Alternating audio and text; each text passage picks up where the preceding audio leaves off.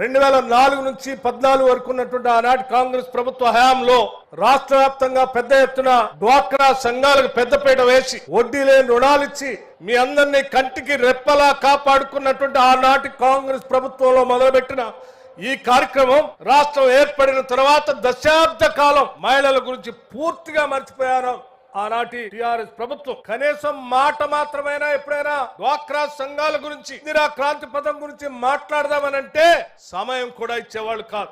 లక్షల కోట్ల అప్పు తెచ్చారు, 7 లక్షల పైబడి అప్పు తెచ్చారు. 10 సంవత్సరాల బడ్జెట్ ఆదాయము ఈ అప్పులు తెచ్చిన లక్షల కోట్లు పందికొక్కుల్లాగా తిన్నారు తప్ప రాష్ట్రంలో ఉన్నటువంటి మహిళలకి వాళ్ళ ఆర్థికంగా నిలబెడదామనేటువంటి ఆలోచన ఏమాత్రం చేయనటువంటి ఆ ప్రభుత్వ హయాన్ని కూడా చూశాను నేను. అందరి ఆశీస్సులతో మీ అందరి దీవెనలతో ఇందిరమ్మ రాజ్యం రావాలి, వస్తే మాకు మేలు జరుగుతుందని ఆశించినటువంటి మీ అందరి కలల్ని నిజం చేయటం కోసం ఈనాటి కాంగ్రెస్ ప్రభుత్వం ఇందిరమ్మ రాజ్యం ప్రజా ప్రభుత్వం ఈ ముఖ్యమంత్రి రేవంత్ రెడ్డి గారి నాయకత్వంలో యావత్ రాష్ట్ర మంత్రి మండలి మొత్తం ఒకటే విధానపరమైన నిర్ణయం చేసింది.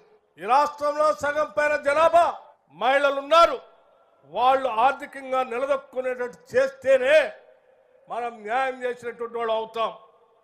ఎన్ని ఇబ్బందులున్నా వాళ్ళందరికీ కూడా వడ్డీ లేని రుణాల్ని పెద్ద ఎత్తున పారిశ్రామికవేత్తలు చేయడానికి 20,000 కోట్ల రూపాయలు ఈ సంవత్సరం టార్గెట్ గా పెట్టుకొని చేయాలని చెప్పి ఇదే వేదిక నుంచి ముఖ్యమంత్రి ఆనాడు స్లోగన్ ఇస్తే రాష్ట్రంలో ఉన్నటువంటి వాళ్ళందరూ నవ్వారు.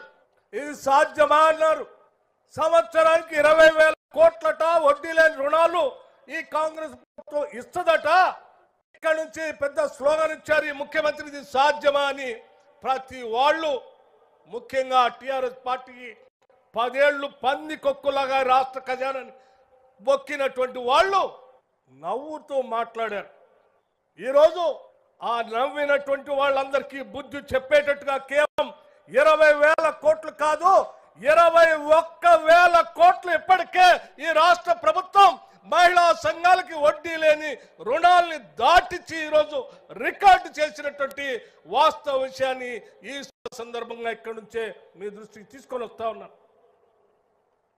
21,000 కోట్ల రూపాయలంటే ఒక సంవత్సర కాలంలో ఆషామాషి కాదు. ఎంతో నిబద్ధత, ఎంతో సంకల్పం, పట్టుదల, ఎట్టి పరిస్థితుల్లో చేయాల్సిందే అనేటువంటి ఒక లక్ష్యం ఉంటే తప్ప ఇది సాధ్యమయ్యేటువంటి పని కాదు. కేవలం వడ్డీ లేని రుణాలు ఇచ్చి వాళ్ళకేదో డబ్బులు ఇచ్చి వదిలేద్దామనంటే ఇచ్చిన డబ్బులు ఎక్కడ పెట్టుకుంటారో తెలియదు. వాళ్ళకు వ్యాపారాన్ని కూడా చూపించాలనేటువంటి ఆలోచనతో రాష్ట్ర వ్యాప్తంగా ఈరోజు పెద్ద ఎత్తున అనేక కార్యక్రమాలు ఈ రాష్ట్ర ప్రభుత్వం చేపట్టింది. మహిళలందరికీ ఉచితంగా బస్సులో ప్రయాణం చేయించడానికి ఓ పథకాన్ని ఇచ్చింది.